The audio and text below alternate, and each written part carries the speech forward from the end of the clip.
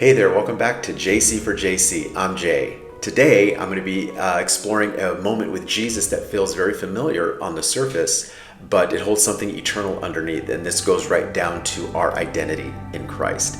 Now let's get into it.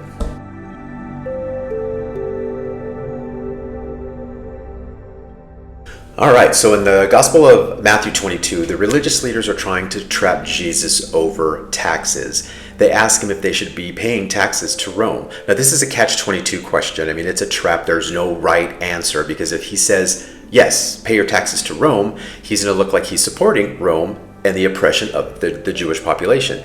If he says, no, don't pay your taxes, then he's going to be seen by the Romans as a threat, and they could arrest him and do whatever that they're going to do.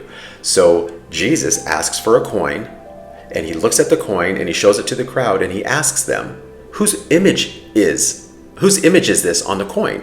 And the population and everybody says, it's Caesar's image.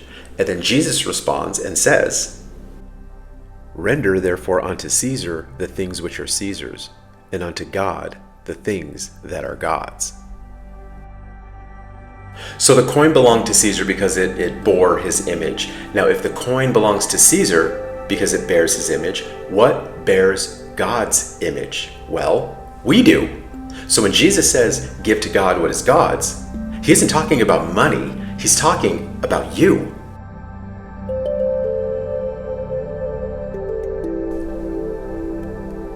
Caesar stamped his image on coins. How are we marked to show that we belong to God? Ephesians 6 tells us exactly how. We put on the armor of God. Truth across the waist, righteousness over the heart, faith lifted in the hand, salvation guarding the mind, peace under every step. Okay, so now the armor of God is not about fighting people. It's about reflecting our identity in Christ. It makes belonging to the Almighty visible to everyone.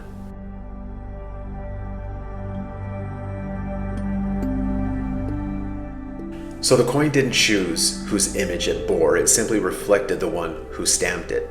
But we're different because we get to choose what we reflect. We already bear God's image. The armor is just to show that we live like this imprint is true.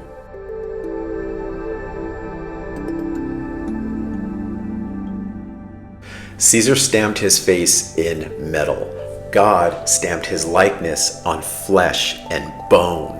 The coin is going to return to Caesar, but we are going to return to God.